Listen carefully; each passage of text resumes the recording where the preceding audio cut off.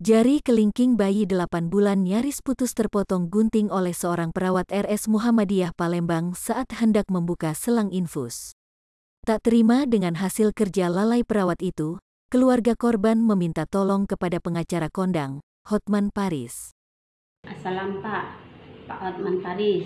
Saya Sri Wahyuni, ibu dari bernama Arumi, yang mana anak saya jari kelingkingnya terputus oleh ulah perawat. Sekarang bayi saya dirawat di salah satu RS swasta Palembang. Di sini saya, Pak Hotman Paris, mohon bantuan Bapak. Mohon bantuan Bapak dalam menyelesaikan proses hukum. Saya mohon minta keadilan sama Bapak Hotman Paris. Terima kasih Pak. Hotman Paris pun tampaknya akan turun tangan dalam kasus bayi yang jari kelingkingnya tergunting akibat kelalaian oknum perawat tersebut. Pengacara asal Batak itu juga mendesak pihak keluarga untuk membawa peristiwa tersebut ke ranah hukum. Salam Hotman 911. Pagi ini Ibu Sri Wahyuni dari Palembang menghubungi Hotman Paris atas kejadian jari kelingking bayinya, bayi perempuannya sebelah kiri, putus diduga karena ulah seorang perawat yang waktu membuka perban infus tangan sebelah kiri malah jari kirinya kepotong. Masih dilihat apakah hari ini masih bisa tersambung nggak jari kelingkingnya.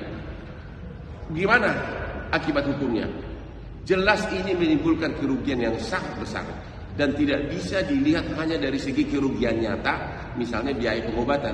Itu namanya kerugian real damages. Tapi di Amerika dikenal namanya punitive damages, PUNITIVF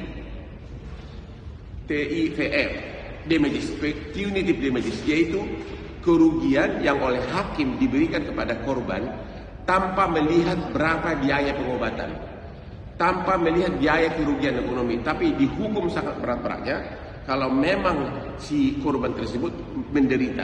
Ini sudah sering terjadi dalam kasus-kasus di Amerika, misalnya dalam korban kecelakaan lalu lintas atau korban restoran siap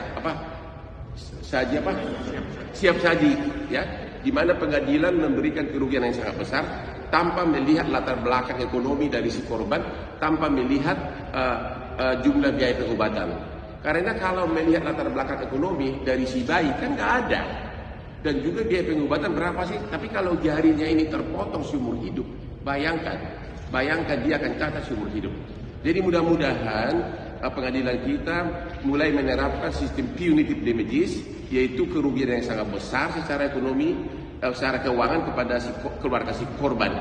Ya, kita mengenal kerugian imaterial, tapi kerugian imaterial pada dasarnya didasarkan kepada latar belakang ekonomi dari si korban, yang tentu bayi tidak punya latar belakang ekonomi, sehingga harus diterapkan seperti di Amerika.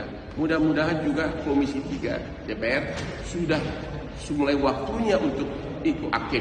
Dan terima kasih kepada Mahfud MD yang benar-benar ikut berpartisipasi, memberikan komentar-komentar atas keanehan penerapan hukum di Indonesia ini.